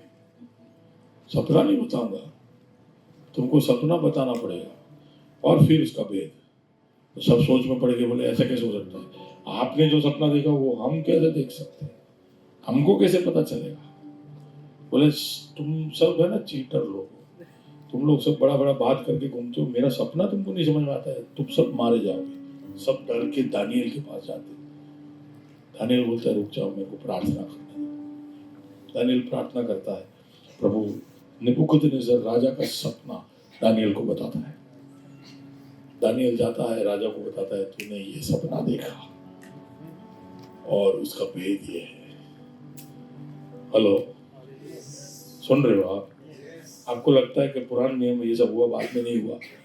यीशु के पास जब बार्थोलोमेव नथानिएल आया तो बोला कि मैंने तुझे एक अंजीर के पेड़ के नीचे बैठा हुआ देखा था। कहीं और पे हम देखते हैं कि यीशु कई जगह पर बताता है कि क्रूस के उसके मौत में उसके साथ क्या क्या होने वाला है, सब बता रहा है। अननियास और सफीरा जब पतरस के सामने आते हैं तो पतरस बोलता है, तूने पवित्र आत्मा को झूठ क्यों कहा? अननियास सफीरा वहीं मर जाते हैं। पता है ना स्टोरी? प्रेरित तो कृत्य 16वें अध्याय में फिलिपी में से पाउल रोज जाता होता है तो एक लड़की रोज पौलुस को चिल्ला चिल्ला कर कहते हैं कि तू तो सर्व उच्च परमेश्वर का दास है। रोज रोज ये बोलती थी। पौलुस चुपचाप चला जाता था। एक दिन वो थक के बोलता है, निकल जा उसमें से, और वो मुक्त हो जाती है, आजाद हो जाती है, और वहां पे हंगामा हो जाता है। He could see what was happening. He could do things which were different. जब वो एक जहाज में जा रहा होता है, जहाज डूबने वाला होता है, तो प्रभु का आत्मा उसको बताता है कि इस जहाज के अंदर एक भी व्यक्ति नहीं मरेगा, और ऐसा ही होता है, कोई नहीं मरता है। मैं क्यों बता रहा हूं आपको कि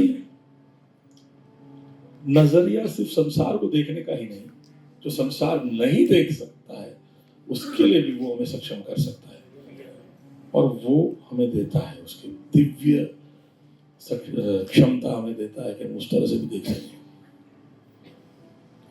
I am just coating this example, I don't know how serious your problem was Nikhil, लेकिन पिछले रविवार को निखिल कहीं जा रहा था, तो मेरे मन में ऐसा हुआ, निखिल, कभी मैंने उसके साथ ऐसा बोला ही नहीं है, मैंने उसको बोला, निखिल ये ट्रिप में कुछ होने वाला है, मुझे नहीं अच्छा लग रहा है, समथिंग इज, मुझे ऐसा लगा कि शायद वो गाड़ी में जा रहा है, कोई अकस्मात ना हो जाए। मैंने कहा, प्रभु तेरे को संभाले, मैंने दीपक का, प्रभु let the Lord protect you. वो एक अंदर से आवाज आई, कुछ तो गलत होने वाला है। मुझे पूछा भी नहीं है कि क्या गलत हुआ है, लेकिन वो लोग मेरे को बोले कि कुछ तो हुआ, मुझे नहीं मालूम क्या हुआ, I still don't know. God will give you visions and dreams and will tell you things which the world, that's how we are separated. सुन रहे हो? उस तरह से हम अलग है, क्योंकि हमको प्रभु बोलता है जो संसार के लोग नहीं कर पाते, नहीं देख पाते, नहीं समझ पाते। सुन रहे हो? एक और चीज जो मुझे बोलना था, that was कि किस तरह से हमारे जीवन में संतुलन होना चाहिए। ठीक है, संतुलन, क्योंकि मैंने कहा कि वहाँ पर डाली और पीछे सब मिक्स कर वहाँ पर घोंसला बनता है, तो कैसे कबूतर के जैसे और सर्प के जैसे होने चाहिए वो हमने देख लिया। संसार के साथ घुलना मिलना भी है और अलगदाई भी रखना है। हमारे जीवन में न्याय शास्त्र को लेकर चीजें होनी चाहिए, दूसरी तरफ अनुग्रह भी होना चाहिए, लॉ एंड ग्रेस। हम में से कई लोग बहुत कट्टरवादी होते हैं, हमारे बीच में भी ऐसे लोग हैं थोड़े कट्टरवादी, बोले नहीं कुछ लोग ग्रेस में आते, बोले आप लोग क्यों चर्च में आते हो तो जूता पहन के आराधना करते हो, जूता पहन के आराधना, बोले कि ये पवित्र जगह है, तो फिर प्रभु का उपस्थिति तो हमारे अंदर है, फिर तो हमको हमेशा चप्पल बिना घूमना पड़ेगा, हकी ना। कभी कभी हम कट्टरवादी इतने हो जाते कि प्रैक्टिकल नहीं रह पाते। दूसरी तरफ अनुग्रह, there should be a balance, है ना। ज्यादा मैं बोल पाता शायद, हो सकता है 2025 में इसके ऊपर हम बोलेंगे। विश्वास और काम, सिर्फ विश्वास नहीं, काम भी होना चाहिए। सिर्फ काम नहीं, आराम भी होना चाहिए। बिना सोचे समझे खर्च नहीं करना चाहिए, दूसरी तरफ दिल खोलकर लोगों को देना भी चाहिए। सिर्फ दीनता नहीं, आत्मविश्वास भी होना चाहिए।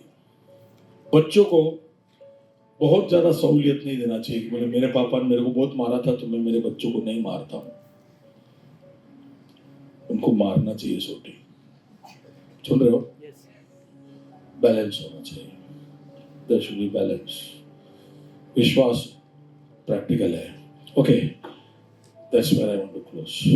उकाबिया बैठ रहा है। There is so much more we can learn, but I just wish ये सब साल खत्म कर रहे थे, 3-4 चीजें मैं आपके सामने रखा। एक तो कि हमारे अंदर अलगता है, सेपरेशन, या सेकंड इज कि हमारा देखने का नजरिया, थर्ड इज संतुलन। उकाब से ये 3 लेसन आखिरी बोलकर मैं आज का और ये साल का आखिरी संदेश समाप्त कर रहा हूँ। Let there be a difference because you are different. Amen. आंखें बंद करें, प्रभु के सम्मुख जाए, प्रभु धन्यवाद दे। Thank you Lord Jesus. कहना ही क्या है, खुदा मेरे पक्ष में तो कौन अब मेरा विरोधी ठहरेगा। कहना ही क्या है, खुदा मेरे पक्ष में तो कौन अब मेरा विरोधी ठहरेगा। पीछे नहीं मुड़ूंगा, मानूंगा, बढ़ता रहूंगा संग तेरे। पीछे नहीं मुड़ूंगा, हार नहीं मानूंगा, बढ़ता रहूंगा संग तेरे।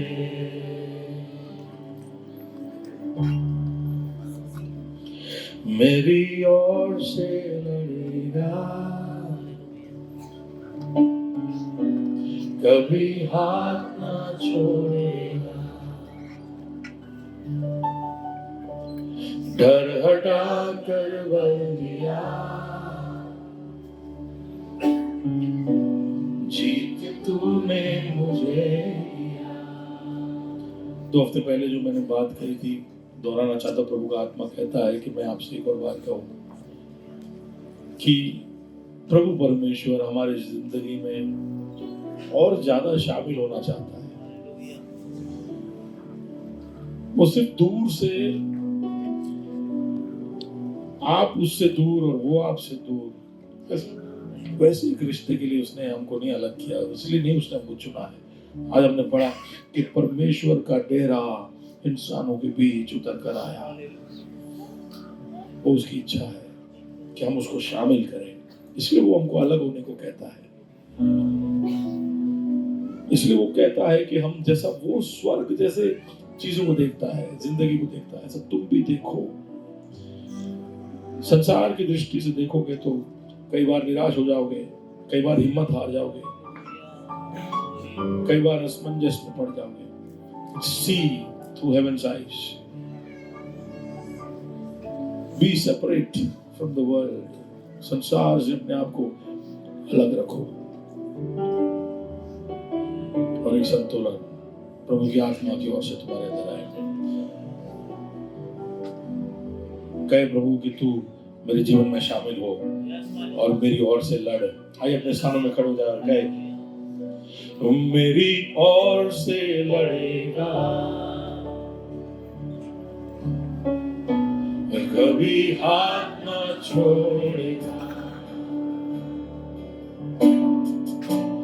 डर हटा कर बल दिया, जीत तूने मुझे दिया। शैतान को हरा दिया, आंखों को जड़ से उखाड़ दिया। मुझे घेर लिया नए गीत से, अब मैं जी उठा नई शक्ति से। पीछे नहीं मुड़ूंगा, हार नहीं मानूंगा, बढ़ता रहूंगा संग तेरे। पीछे नहीं मुड़ूंगा, हार नहीं मानूंगा, बढ़ता रहूंगा संग तेरे।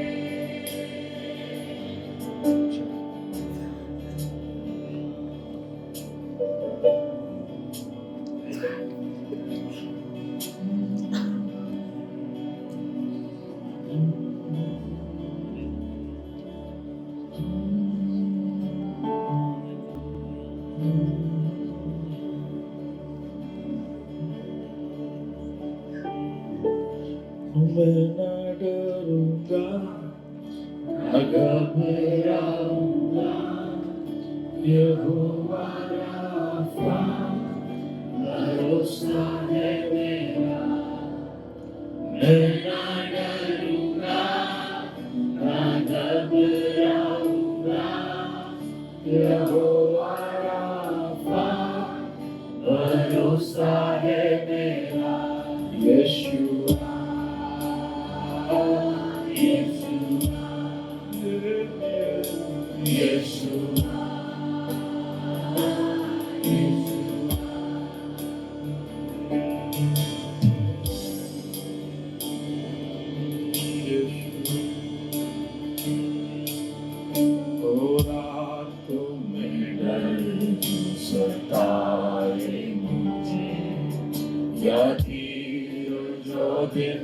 के वक्त चले तबाही अंधेरों में फैले अगर, या कोई बीमारी लाए मैं न डरूंगा,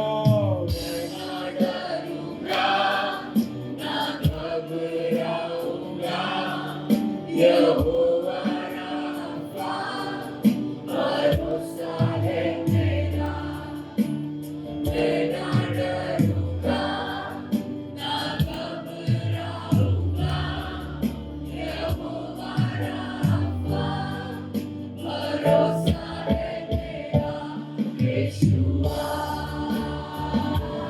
यीशुआ यीशुआ यीशुआ।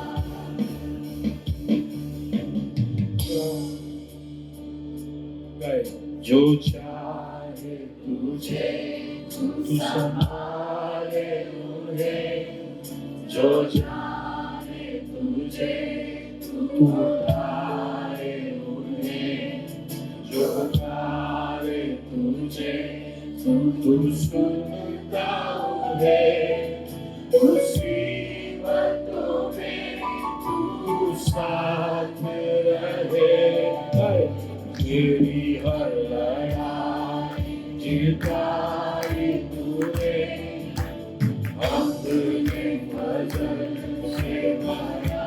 एक बार जो चाहे मुझे, जो चाहे तुझे संभाले उन्हें, जो चाहे तुझे उठाए उन्हें, जो पुकारे तुझे तू सुनता है, मुसीबतों में तू साथ रहे। बाइबल कर मेरी हर लड़ाई जिताई तूने, अपने फजल से भरा, मेरी हर लड़ाई जिताई तूने, अपने फजल से भरा तुझे, यीशुआ यीशुआ यीशुआ यीशुआ यीशुआ यीशुआ।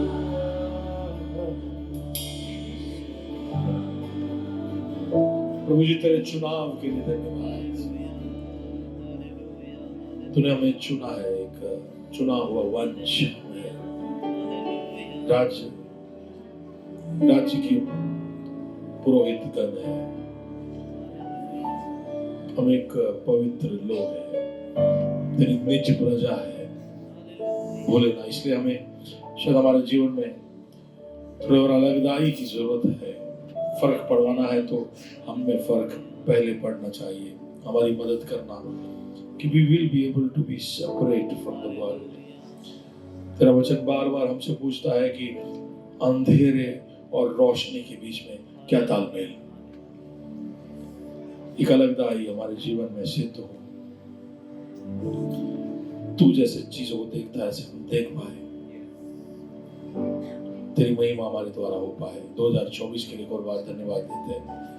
बड़ी आशा के साथ हम आगे की ओर देखते हैं। तेरे आगमन में देरी हुई तो कुछ और सामर्थ्य, कुछ और महत्वपूर्ण हम मिलकर करना चाहते हैं।